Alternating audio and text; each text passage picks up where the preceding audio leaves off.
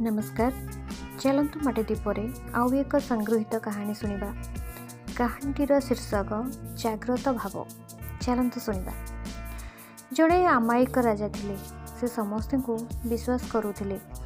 से भाबुथिले जे ए दुनिया रे तांकर केही हेले शत्रु नाहांती। दिने मंत्री महाशय राजा को कहिले, आज्ञा मु गोटे विचित्र स्वप्न देखिली जे चारिआडू कलाहांडिया मेघ घुटी आसुछि। हठात ताहा बर्षिबाकु लागिला।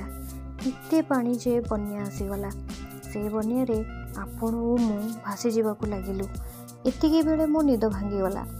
एही स्वप्नर अर्थ कौन बोली जानिबा लागि जणे पंडित को पचारिली।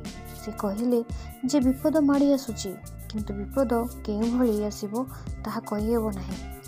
राजा मंत्री को पचारले, एबे कौन करिबा? मंत्री कहिले, मुकाबिला लागि प्रस्तुत हेबा।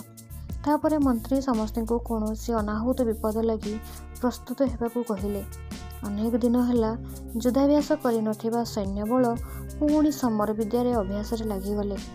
गुप्तचर माने पुणी सेमानक जाल बिछाइले। साधारण लोके भी निज निज क्षेत्र रे जाग्रत रहिले। एमिति अनेक दिन चलीगला।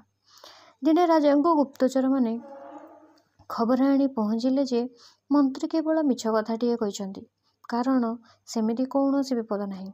यह सुनी राजा पचारिले, ताहाले मंत्री को उद्देश्य कौन? से मंत्री को डकाई यार कारण कौन बोली पचारिले। मंत्री कहिले, मणिमा आपणक सरल विश्वास हेतु आम राज्यर अवस्था जहा होइथिला, जदि अकस्मात कौनसी विपद आसी थांता तेबे आमे समस्ते विध्वस्त हो जाइथांतु। किंतु एबे देखंतु आमे मुकाबिला लगी प्रस्तुत।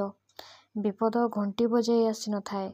चतुर लोके भावती जे आगरे विपद थाई पारे, तेणु सतर्क रहिबा जरूरी। सेही जाग्रत भाव आसु बोली मु चाहिथिली। एबे आमे विपदर मुकाबिला करि परिबा। आशा करुछि कहानीटी आपनकु भल लागिथिबो। सबुबळे विपद को सामना करिया पई जागृत रहंतु। रहुछि नमस्कार।